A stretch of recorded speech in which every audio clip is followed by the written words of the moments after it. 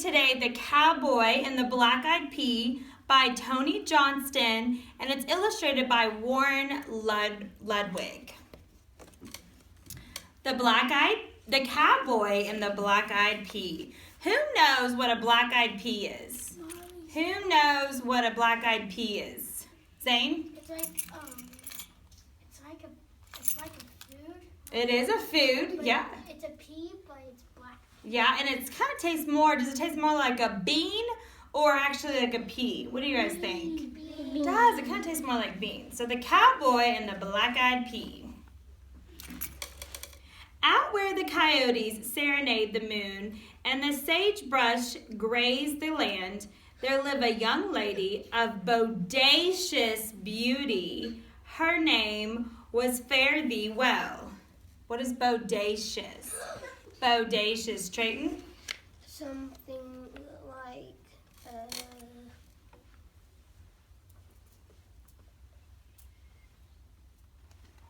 What did I say bodacious was? unirresistible. Close. Remarkable or attractive. So does that mean that she's really beautiful? Very beautiful. It says bodacious beauty. That means remarkable and really attractive. Her daddy was fixing to leave her all his worldly goods, a fine herd of longhorns, a corral full of horses, and the biggest spread in the great state of Texas. On his deathbed, he said to Fare Thee Well, "Come and sit by my side." So she did. "Honey," he whispered, "when I'm gone and you're rich, men will flock here like flies to pralines, seeking your hand in marriage. Find a real cowboy who'll love you for yourself, not just for your longhorn herd." Sure enough, quick as you can say, set another place at the table, cowboys from hither and yon came seeking Fare Thee Well's hand.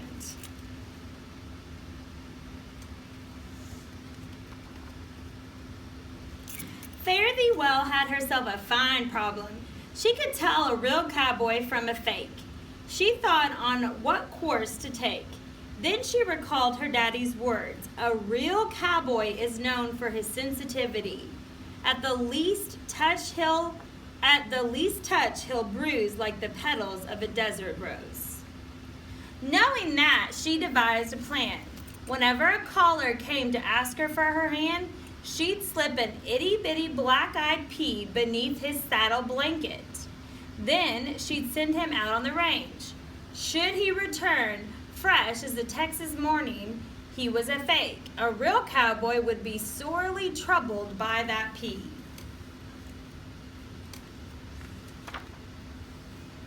One day, such a caller rode in. He was tall as a tree, with a mustache as big as tarnation. He wore spurs the size of tambourines.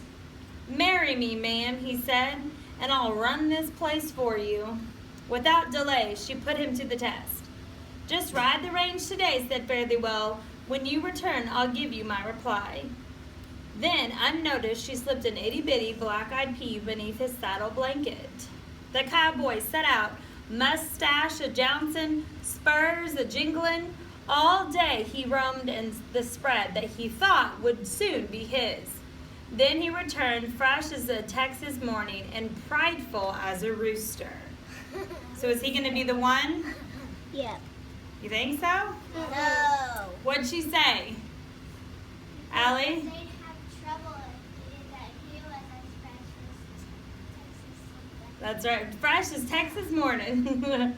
"Marry me, ma'am," he said, swinging down from the saddle. "No, sir," said Fare Thee Well. "You're not a real cowboy at all." "How can you tell?" he hissed, mean as a snake. "I have my ways. Adios." Well, he'd never been adios like that before. "Hogs," he roared, stomping his feet. "I didn't want to marry you anyhow." And he cut on out of there. Come daylight, another caller appeared, bristling with pistols and brag. He wore tooled leather boots, an overgrown neckerchief, and fringes galore. Real swagger clothes. "Marry me, ma'am," he said, "and I'll run this spread for you." Fare thee well figured he didn't know the front end of a horse from the rear. Still, she put him to the test. Okay. With the itty-bitty black-eyed Pea hidden beneath his saddle, the cowboy set out. Knickerchief a-flying, fringes a-flopping. At the end of the day, he returned fresh as Texas morning and swelled with swagger like a horned toad. "Marry me, ma'am," he said, swinging down from the saddle. "No, sir," said Fare Thee Well. "You are not a real cowboy at all." "How do you know?" He glared with a look hard as petrified grits. "I have my ways. Adios." Well, he'd never been adios like that before. "Beans," he roared. "I didn't want to marry you anyhow." And he cut on out of there. Why are these guys wanting to marry her? Elizabeth, why are they wanting to marry her? Because that way they can run the store for her. They get right. She's really wealthy. She's got a lot of stuff on her ranch, right? So it was. Cowboys came and went, but none was a real cowboy. Not a one. One day, a rushing rain fell down so fast it liked to float like the ranch house away. In the midst of the downpour, a young man knocked at the door. Rivulets of water gushed from his boots and over the porch like quicksilver streams. They ran so hard and fast it seemed like he was the very cause of the storm. "Mind if I sit out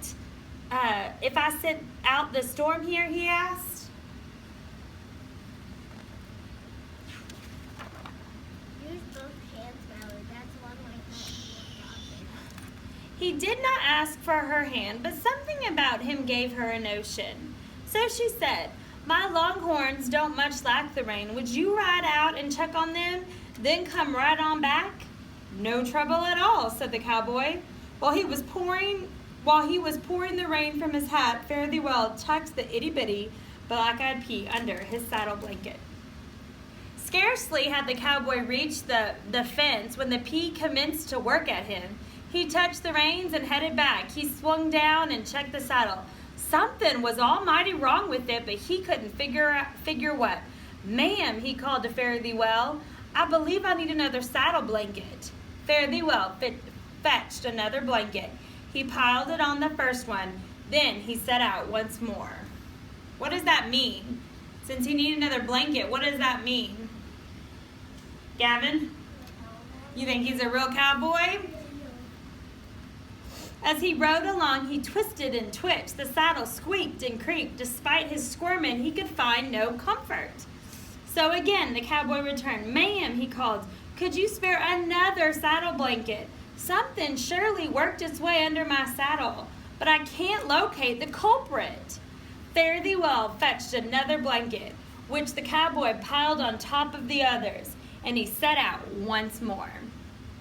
Time and time again he traced his steps. Time and again Fare Thee Well gave him more blankets, till he was sitting on no fewer than 50 saddle blankets, all stacked up like flapjacks. Though the view was fine from that perch, the itty-bitty black-eyed Pea was just working and a-rubbing and a-causing him no end of pain. The cowboy gritted his teeth against it.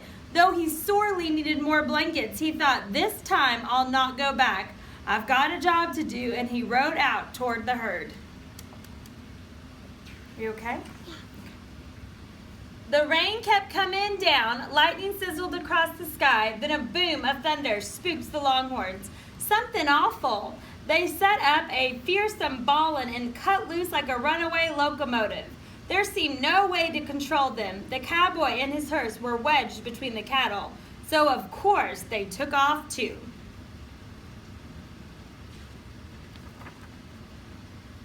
Ooh-wee! It was a painful ride, jolting up and down on that itty-bitty black-eyed Pea. It was a dangerous ride too, like as not the rampaging longhorns would squash both man and horse. But the cowboy had a stroke of luck. Back at the ranch, Fare Thee Well had heard the thundering herd. Stampede, she thought, as she raced to slow it down. Right off, she saw the cowboy caught in the middle, high atop his flapjack pile of saddlebags, unable to reach his stirrups. Even though the bawling cattle, she heard his groans of pain, all produced by the vexatious Black-Eyed Pea. It hurt so he'd like to die. Fare Thee Well lit out to save him. She cut right into the running herd. Skedaddle, she whooped. Sure enough, those longhorns skedaddled every which way. Though the cowboy was saved, a more pitiful sight you've rarely seen. By now, he didn't look much like a real cowboy, but Fare Thee Well knew he was. Howdy, he said, attempting to smile. Howdy, said Fare Thee Well. You don't look so good. Fact is, ma'am, sitting on this saddle is like sitting on a sheer stone. He eased down from the saddle. Fare Thee Well checked under the pile of blankets. I declare, she cried, fetching out something not much bigger than a flea. It's nothing at all, just this itty-bitty black-eyed pea. Well, I'll be, said the cowboy. He was truly amazed. This time, Fare Thee Well never said adios, for soon they were married, and they set off on their wedding trip. The stars that night were big and bright as they saddled their horses and headed out. In front of them shone a full-blown Texas moon. Behind them, a full-grown Texas mule ambled along, piled high with saddle blankets in case the need should arise.